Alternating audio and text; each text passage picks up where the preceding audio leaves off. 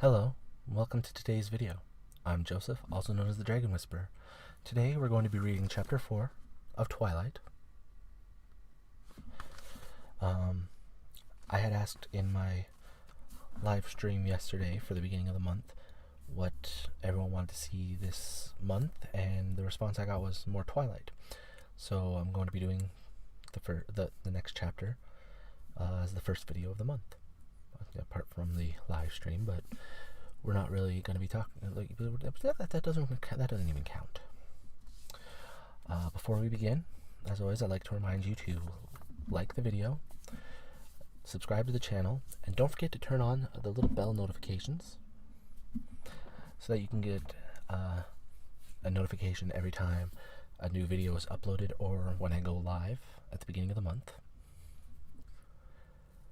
So you can stay up to date on the Dragon Whisperer videos.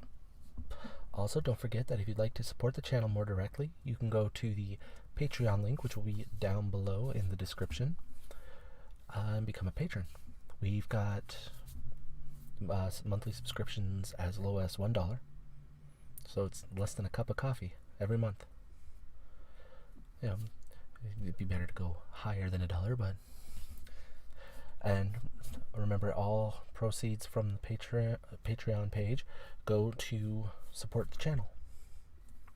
So, get better equipment, pretty much in that direction. Also, I had discussed in my live stream yesterday the potential of merchandise, and we had come to,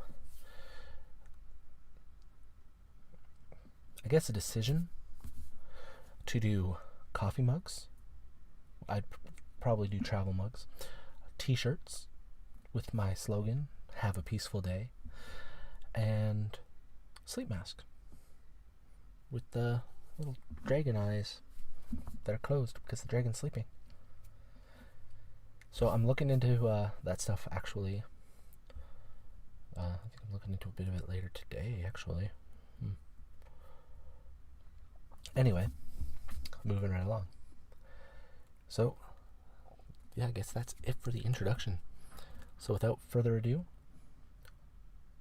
sit back, relax, and enjoy Chapter 4 of Twilight.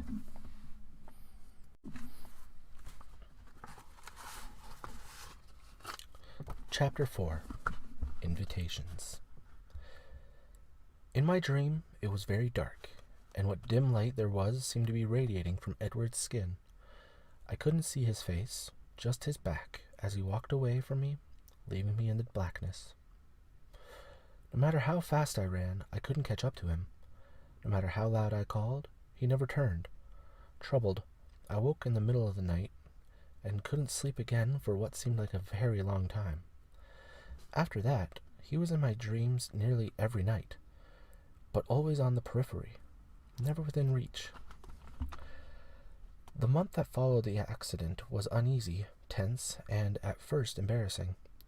To my dismay, I found myself the center of attention for the rest of the week. Tyler Crowley was impossible, following me around, obsessed with making amends to me somehow. I tried to convince him that what I wanted more than anything else was for him to forget all about it, especially since nothing had actually happened to me, but he remained insistent. He followed me between classes and sat at our now crowded lunch table. Mike and Eric were even less friendly toward him than they were to each other, which made me worried that I'd gained another unwelcome fan. No one else seemed concerned about Edward, though I had explained over and over that he was the hero, how he had pulled me out of the way and had nearly been crushed, too. I tried to be convincing. Jessica, Mike, Eric, and everyone else always commented that they hadn't even seen him there until the van was pulled away. I wondered to myself why no one else had seen him standing so far away before he was suddenly impossibly saving my life. Did that sound like impossibly? Impossibly saving my life. With chagrin, I realized the probable cause. No one else was as aware of Edward as I always was. No one else watched him the way I did. How pitiful. Edward was never surrounded by crowds of curious bystanders eager for his first-hand account. People avoided him as usual. The Cullens and the Hales sat at the same table as always, not eating, talking only amongst themselves. None of them, especially Edward, glanced my way anymore. When he sat next to me in class, as far from me as the table would allow, he seemed totally unaware of my presence. Only now and then, when his fists would suddenly ball up, his skin stretched even whiter over the bones, did I wonder if I wasn't quite as oblivious as he appeared. If he wasn't quite as oblivious as he appeared. He wished he hadn't pulled me from the path of Tyler's van. There was no other conclusion I could come to. I wanted very much to talk to him, and the day after the accident I tried. The last time I'd seen him, outside the ER, we'd both been so furious. I was still angry that he wouldn't trust me with the truth, even though I was keeping my part of the bargain flawlessly. But he had, in fact, saved my life, no matter how he'd done it. And overnight, the heat of my anger faded into awed gratitude. He was already seated when I got to biology, looking straight ahead. I sat down, expecting him to turn toward me. He showed no sign that he realized I was there. "Hello, Edward," I said pleasantly, to show him I was going to behave myself. He turned his head a fraction toward me without meeting my gaze, nodded once, and then looked the other way.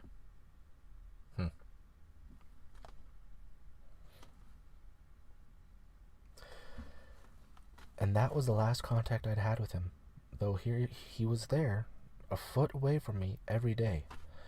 I watched him sometimes, unable to stop myself, from a distance, though, in the cafeteria or parking lot. I watched as his golden eyes grew perceptibly darker, day by day. But in class, I gave no more notice that he existed than he showed toward me. I was miserable, and the dreams continued.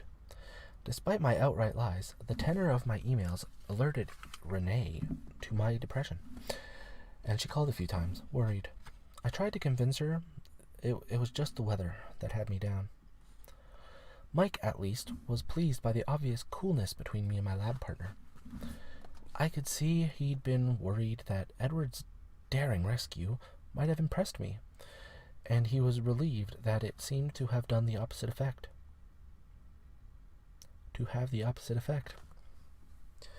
He grew more confident, sitting on the edge of my table to talk before biology class started, ignoring Edward as completely as he ignored us. "Yeah, so I totally got like 8 3-pointers in the last game. Yeah, I know that's pretty good. Coach says I might make starting heat, I guess.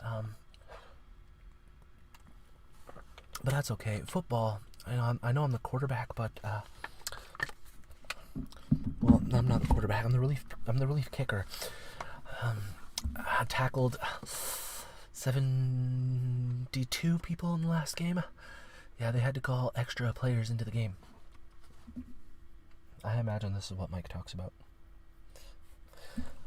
The snow washed away for good after that one dangerously icy day. Mike was disappointed he'd never gotten to stage his snowball fight, but pleased that the beach trip would soon be possible. The rain continued heavily, though, and the weeks passed. Jessica made me aware of another event looming on the horizon. She called the first Tuesday of March to ask my permission to invite Mike to the Girls' Choice Spring Dance in 2 weeks. "Are you sure you don't mind? You weren't planning to ask him?" she persisted when I told her I didn't mind in the least. "No, Jess, I'm not going," I assured her. Dancing was glaringly outside my range of abilities. "It will be really fun." Her attempt to convince me was half-hearted. I suspected that Jessica enjoyed my inexplicable popularity more than my actual company. "You have fun with Mike," I encouraged. The next day, I was surprised that Jessica wasn't her usual gushing self in trig and Spanish. She was silent as she walked by my side between classes, and I was afraid to ask her why. If Mike had turned her down, I was the last person she would want to tell. My fears were strengthened during lunch, when Jessica sat as far from Mike as possible, chatting animatedly with Eric. Mike was unusually quiet. Mike was still quiet as he walked me to class, the uncomfortable look on his face a bad sign. But he didn't broach the subject. Broach the subject? Shouldn't that be breach the subject? It says broach. Until I was in my seat, and he was perched on my desk. As always, I was electrically aware of Edward sitting close enough to touch, as distant as if he were merely an invention of my imagination. "So," Mike said, looking at the floor, "Jessica asked me to the spring dance." "That's great." I made my voice bright and enthusiastic. "You'll have a lot of fun with Jessica." "Well," he floundered as he examined my smile, clearly not happy with my response. Oops. I told her I had to think about it. "Why would you do that?" I let disapproval color my tone, though I was relieved he hadn't given her an absolute no. His face was bright red as he looked down again. Pity shook my resolve. "I was wondering if... well, if you might be planning to ask me." I paused for a moment, hating the wave of guilt that swept through me, but I saw from the corner of my eye Edward's head tilt reflexively in my direction. "Mike, I think you should tell her yes," I said. "Did you already ask someone?" Did Edward notice how Mike's eyes flickered in his direction? "No," I assured him. "I'm not going to the dance at all." "Why not?" Mike demanded. Oh, being a little forceful for somebody who's not getting invited to the dance. I didn't want to get into the safety hazards that dancing presented, so I quickly made new plans. "I'm going to Seattle that Saturday," I explained. I needed to get out of town anyway. It was suddenly the perfect time to go. "Can't you go some other weekend?" "Sorry, no," I said. "So you shouldn't make Jess wait any longer. It's rude." "Yeah, you're right," he mumbled and turned, dejected, to walk back to his seat. I closed my eyes and pressed my fingers to my temples, trying to push the guilt and sympathy out of my head. Gone. Mr. Banner began talking. I sighed and opened my eyes. And Edward was staring at me curiously, that same familiar edge of frustration, even more distinct now in his black eyes. I stared back, surprised.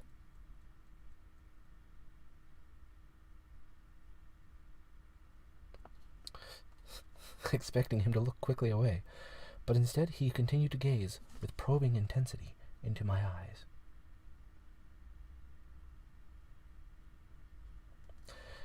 There was no question of me looking away. My hand started to shake. "Mr. Cullen," the teacher called, seeking the answer to a question that he hadn't heard. "The Krebs cycle," Edward answered, seeming reluctant as he turned to look at Mr. Banner. I looked down at my book as soon as his eyes released me, trying to find my place. Cowardly as ever, I shifted my hair over my right shoulder to hide my face.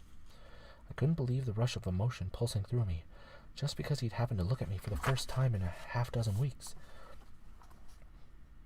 Just say a month and a half.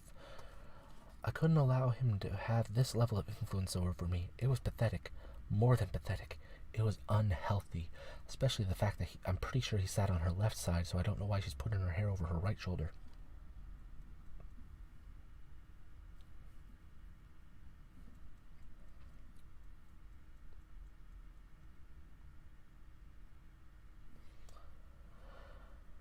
I tried very hard not to be aware of him for the rest of the hour, and, since that was impossible, at least not to let him know that I was aware of him. When the bell rang at last, I turned my back to him to gather my things, expecting him to leave immediately as usual. "Bella," his voice shouldn't have been so familiar to me, as if I'd known the sound of it all my life, rather than for just a few short weeks. I turned slowly, unwillingly. "Edward." I didn't want to feel what I knew I would feel when I looked at his too perfect face. My expression was wary when I finally turned to him, His expression was unreadable. He didn't say anything. What, are you speaking to me again? I finally asked, an unintentional note of petulance in my voice. His lips twitched, fighting a smile. No, not really, he admitted. I closed my eyes and inhaled slowly through my nose, aware that I was gritting my teeth. He waited. Then what do you want, Edward? I asked, keeping my eyes closed. It was easier to talk to him coherently that way. I'm sorry, he sounded sincere. I'm sorry. He sounded sincere. I'm being very rude, I know. But it's better this way, really. I opened my eyes. His face was very serious. I don't know what you mean, I said, my voice guarded. It's better if we're not friends, he explained. Trust me. My eyes narrowed. I've heard that before. It's too bad you didn't figure that out earlier, I hissed through my teeth. Like a snag. You could have saved yourself all this regret. Regret? The word and my tone obviously caught him off guard. Regret for what? For not just letting that stupid van squish me. He was astonished. He stared at me in disbelief. When he finally spoke, he almost sounded mad. You think I regret saving your life? I know you do, I snapped. You don't know anything.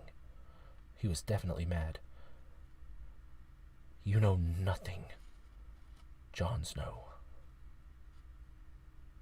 Interestingly enough, Kristen Stewart also played Snow White. I'm not entirely sure why that's interesting enough at this moment. It's probably relative to the Jon Snow thing, but anyway. I turned my head sharply away from him. Crack! Ah! Clenching my jaw against all the wild accusations I wanted to hurl at him. I gathered my books together, then stood and walked to the door. I meant to sweep dramatically out of the room, but of course I caught the toe of my boot on the door jamb and dropped my books. I stood there for a moment thinking about leaving them. Then I sighed, and I bent to pick them up. He was there. He'd already stacked them into a pile. He handed them to me, his face hard. It's hard to be graceful when you have no grace. Thank you, I said icily. His eyes narrowed. You're welcome, he retorted. This is the most passive-aggressive thing ever.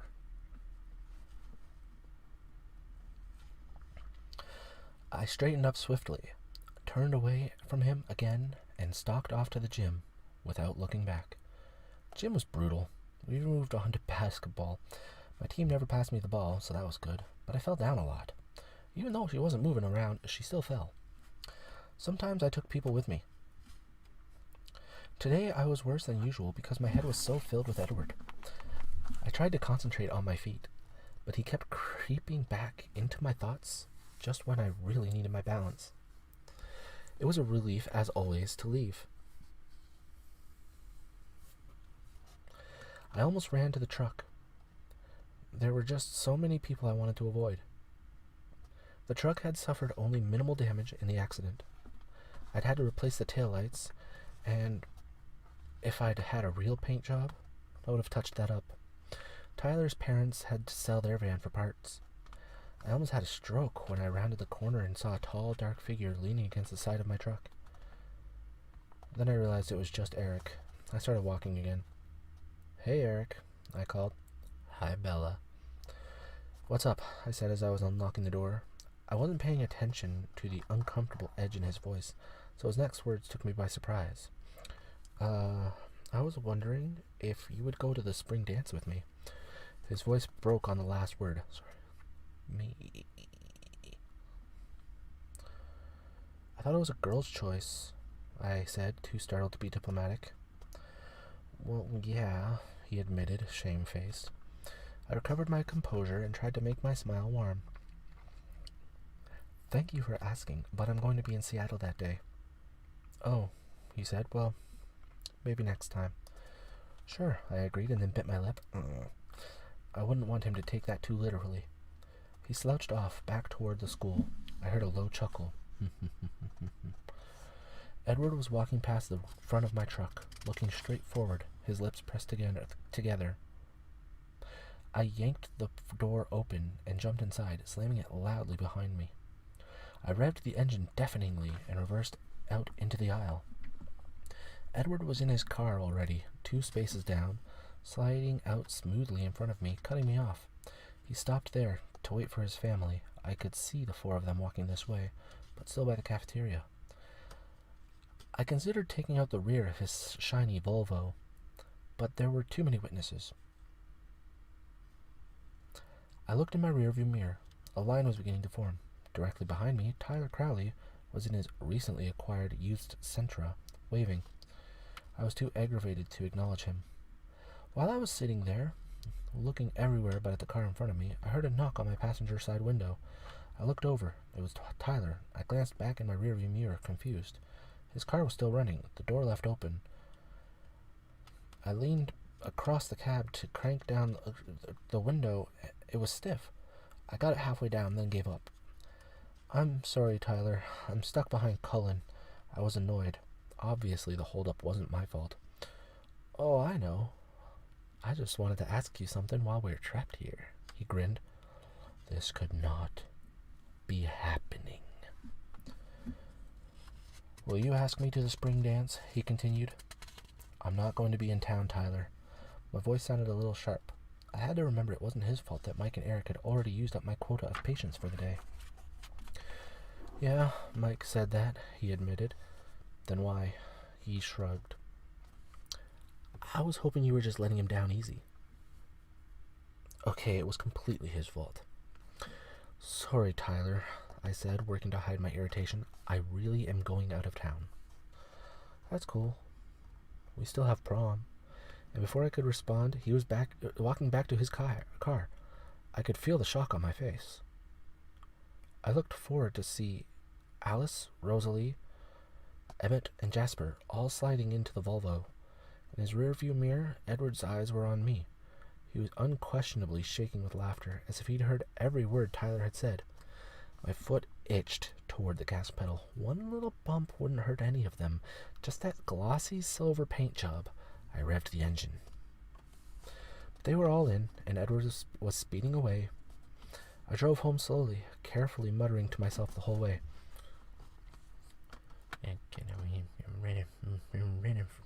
Junk. When I got home, I decided to make chicken enchiladas for dinner. It was a long process, and it would keep me busy. While I was simmering the onions and chilies, the phone rang. I was almost afraid to answer it, but it might be Charlie or my mom. It was Jessica, and she was jubilant. Mike had caught her after school to accept her invitation. I celebrated with her briefly while I stirred. Yay! She had to go. She wanted to call Angela and Lauren to tell them. I suggested, with casual innocence, that maybe Angela, the shy girl who had biology with me, could ask Eric. And Lauren, a standoffish girl who had always ignored me at the lunch table, could ask Tyler. I had heard he was still available. Jess thought that was a great idea. Now that she was sure of Mike, she actually sounded sincere when she said she wished I could go to the dance. I gave her my Seattle excuse. I almost said Cialis.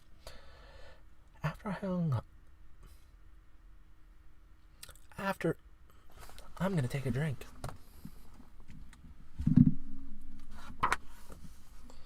I almost lost the page.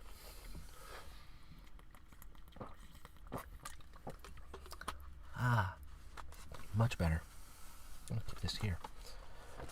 After I hung up, I tried to concentrate on dinner, dicing the chicken especially.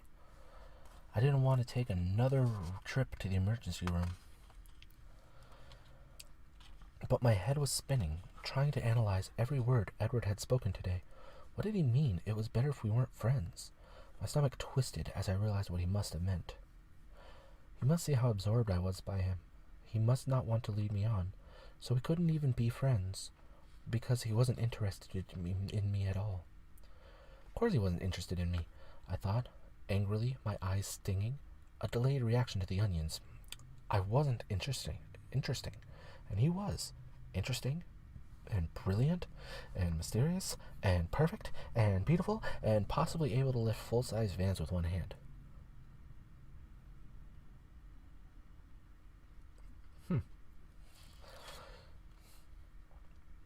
Well, that was fine. I could leave him alone. I would leave him alone. I would get through my self-imposed sentence here in purgatory, and then hopefully some school in the Southwest, or possibly Hawaii, would offer me a scholarship. I focused my thoughts on sunny beaches and palm trees as I finished the enchiladas and put them in the oven. Charlie seemed suspicious when he came home and smelled the green peppers. I couldn't blame him. The closest edible Mexican food was probably in Southern California. But he was a cop, even if just a small-town cop, so he was brave enough to take the first bite. He seemed to like it. It was fun to watch as he slowly began trusting me in the kitchen. "Dad?" I asked when he was almost done. "Yeah, Bella?" I wanted to let you know that I'm going to Seattle for the day a week from Saturday, if that's okay. I didn't want to ask permission. It set a bad precedent, but I felt rude, so I tacked it on at the end. Tacked it on. Why? He sounded surprised, as if he were unable to imagine something that Forks couldn't offer. Well, I wanted to get a few books. The library here is pretty limited, and maybe look at some clothes. I had more money than I was used to having, since, thanks to Charlie, I hadn't had to pay for a car. Not that the truck didn't cost me quite a bit in the gas department. That truck probably doesn't get very good gas mileage, he said, echoing my thoughts. I know. I'll stop in Montesano and Olympia and Tacoma if I have to. Are you going all by yourself? He asked, and I couldn't tell if he was suspicious I had a secret boyfriend or just worried about car trouble. Yes. Seattle's a big city. You could get lost, he fretted. Dad, Phoenix is 5 times the size of Seattle, and I can read a map. Don't worry about it. And now we have GPS. Everywhere. Do you want me to come with you? I tried to be crafty as I hid my horror. No. That's all right, Dad. I'll probably just be in dressing rooms all day. Very boring. Oh. Okay. The thought of sitting in women's clothing stores for any period of time immediately put him off. Thanks, I smiled at him. Will you be back in time for the dance? Grr. Only in a town this small would a father know when the high school dances were. No, I don't dance, Dad. He of all people should understand that. I didn't get my balance problem from my mother. He did understand. Oh, that's right, he realized. The next morning, when I pulled into the parking lot, I deliberately parked as far as possible from the silver Volvo. I didn't want to put myself in the path of too much temptation and end up owing him a new car. Getting out of the cab, I fumbled with my key, and it fell into a puddle at my feet. As I bent to get it, a white hand flashed out and grabbed it before I could. I jerked upright. Edward Cullen was right next to me, leaning casually against my truck. How do you do that? I asked in amazed irritation. Do what? He held my key out as I spoke. I reached for it. He dropped it into my palm. Appear out of thin air. Bella, it's not my fault if you are exceptionally unobservant. His voice was quiet as usual, velvet, muted. I scowled at his perfect face. His eyes were light again today, a deep golden honey color. Then I had to look down to reassemble my now tangled thoughts. Why the traffic jam last night? I demanded, still looking away. I thought you were supposed to be pretending I don't exist, not irritating me to death. That was for Tyler's sake, not mine. I had to give him his chance, he snickered. You, I gasped. I couldn't think of a bad enough word. You, mutton chop. Ooh, that's pretty bad, actually. It felt like the heat of my anger should physically burn him, but he only seemed more amused. And I'm not pretending you don't exist, he continued, so you are trying to irritate me to death. Since Tyler's van didn't finish the job, anger flashed in his tawny eyes. His lips pressed into a hard line, all signs of humor gone. Bella, you are utterly absurd, he said, his low voice cold. My palms tingled. I wanted so badly to hit something. I was surprised at myself. I was usually a non-violent person. I turned my back and started to walk away. Wait, he called. I kept walking, sloshing angrily through the rain, but he was next to me, easily keeping pace. I'm sorry, that was rude, he said as we walked. I ignored him.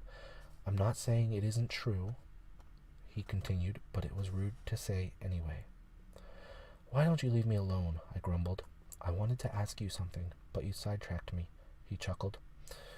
He seemed to have recovered his good humor. Do you have a multiple personality disorder? I asked severely. You're doing it again. I sighed. Fine then.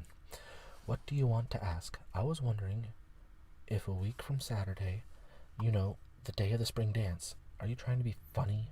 I interrupted him, wheeling toward him. My face got drenched as I looked up at his expression. His eyes were wickedly amused. Will you please allow me to finish? I bit my lip and clasped my hands together, interlocking my fingers so I wouldn't do anything rash. I heard you say you were going to Seattle that day, and I was wondering if you wanted a ride. That was unexpected. What? I wasn't sure what he was getting at. Do you want a ride to Seattle? With who? I asked, mystified. Me, myself, obviously. Myself. Obviously. He enunciated every syllable as if he were talking to somebody mentally handicapped. I was still stunned. Why? Well, I was planning to go to Seattle in the next few weeks, and to be honest, I'm not sure if your truck can make it. My truck works just fine, thank you very much for your concern. I started to walk again, but I was too surprised to maintain the same level of anger. But can your truck make it there on 1 tank of gas? He matched my pace again. I don't see how this is any of your business, stupid shiny Volvo owner. The wasting of finite resources is everyone's business. Honestly, Edward, I felt a thrill go through me as I said his name, and I hated it. I can't keep up with you. I thought you didn't want to be my friend. I said it would be better if we weren't friends, not that I didn't want to be. Oh, thanks. Now that that's all cleared up. Oh, my bad. Oh, thanks. Now that's all cleared up. Heavy sarcasm. I realized I had stopped walking again. We were under the shelter of the cafeteria roof now, so I could more easily look at his face. Which certainly didn't help my clarity of thought. It would be more prudent for you not to be my friend, he explained, but I'm tired of trying to stay away from you, Bella. His eyes were gloriously intense as he uttered that last sentence, his voice smoldering. I couldn't remember how to breathe. Get ready for the smolder.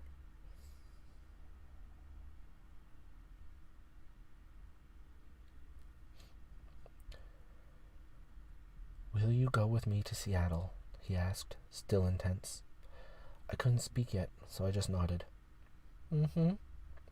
He smiled briefly, and then his face became serious. You really should stay away from me, he warned. I'll see you in class. He turned abruptly and walked back the way he'd come. This guy flip-flops more than footwear with the same name. Yes, he does.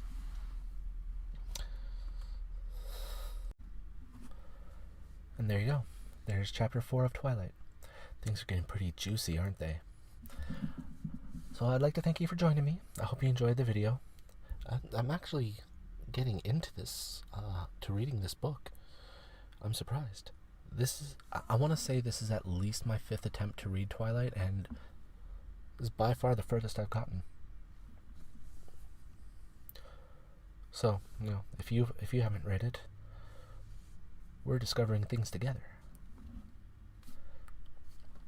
So anyway, I'm definitely going to be doing the rest of this book for sure.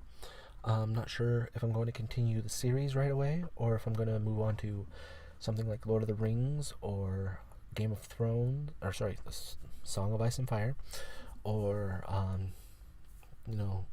series of unfortunate events. I had mentioned in my live stream that I was interested in starting those as well, but to cross that bridge when the time comes. Let's see, upcoming. I had mentioned too, I want to get started with doing stuff like world mysteries or unsolved mysteries, stuff like that. For sure, I want to do the mystery behind the word Croatoan, the legend behind it and everything. Sounds like there's a plane going overhead now. Not sure why. We don't get many planes.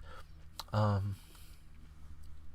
I know I said too that I wanted to do a Mandela effect video on something I've done a lot of research on, so I'm looking forward to that as well. So, don't forget to tune in this Friday for another Minecraft ASMR video. Yay! Gonna be doing a lot of voicing over to get that series really rolling. But in the meantime, don't forget to like the video, subscribe to the channel, turn on that bell right here. There we go. This bell right here, so that you can be notified anytime a new video goes live or live stream starts. Don't forget to share the video, share the channel around too. We've started growing again. We went up another 2 subscribers since the last since the live stream, so that's great, and I'd like to continue growing, because I feel like the more people that are subscribing, the more people I'm actually helping to relax and everything. Yeah. So, yeah, I guess until next time, I'll see you guys later, and remember, have a peaceful day. Bye.